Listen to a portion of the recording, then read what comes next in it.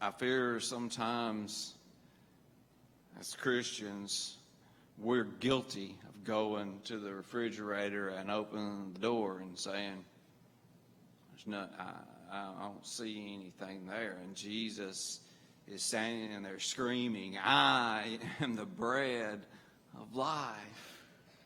You get up and you walk to the kitchen, and either you open the refrigerator or you open the pantry door to the pantry, and you sit there and look.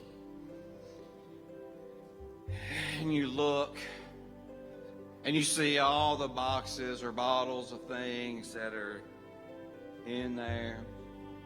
And then you close it back and you walk back, and maybe you mumble to yourself or say to your spouse, or maybe you just say it to the wind, "There is nothing to eat in this house."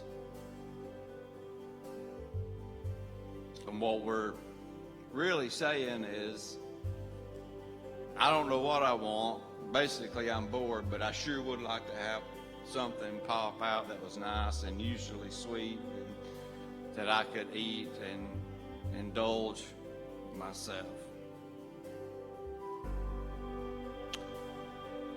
But as I was reading John chapter 6, I thought about this, because there is a connection. This is when Jesus makes the proclamation saying, "I am the bread of life."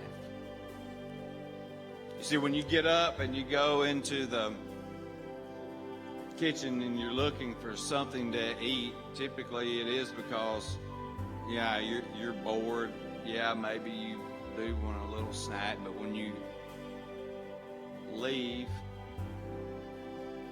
without anything, that just means that your body really didn't need or want sustenance, because there's something in there you could have ate if you truly were hungry.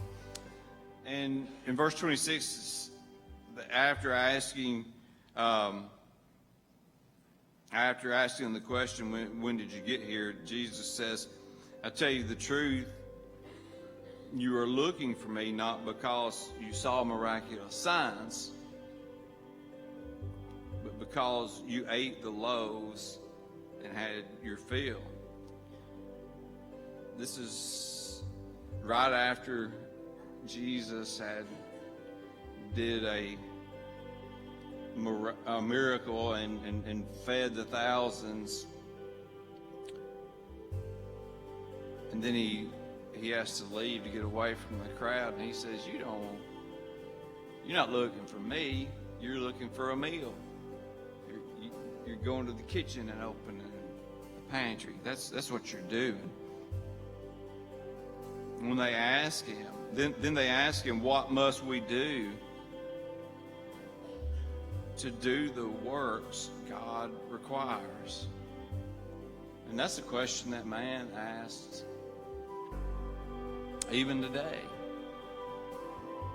And Jesus says the work of God is this. He gives us the answer. We act like it's difficult. We act like it's hard to find. And he says, the work of God is this, to believe in the one he has sent. And so they say, what miraculous sign then will you give that we may believe, that we may see it and believe you? What will you do? Our forefathers ate the manna in the desert, as it is written, he gave them bread from heaven to eat. For the bread of God is he who comes down from heaven and gives life to the world. Sir, they said, from now on, give us this bread. They're still in that mindset. We find ourselves sometimes still in that mindset. What are the works that I must do? And Jesus says, believe. But what is it? Tell me what it is. Verse 35 says, Jesus declared, I am the bread of life. He who comes to me will never go hungry, and he who believes in me will never be thirsty. I fear sometimes as Christians, we're guilty of going to the refrigerator and opening the door and saying, there's nothing, I don't see anything there. And Jesus is standing there screaming, I am the bread of life.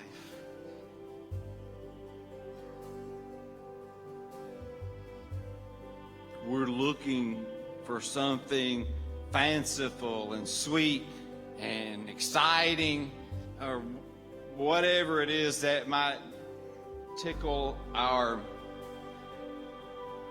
fancy. And Jesus says, all you need is me. All you need is me. I am the bread of life.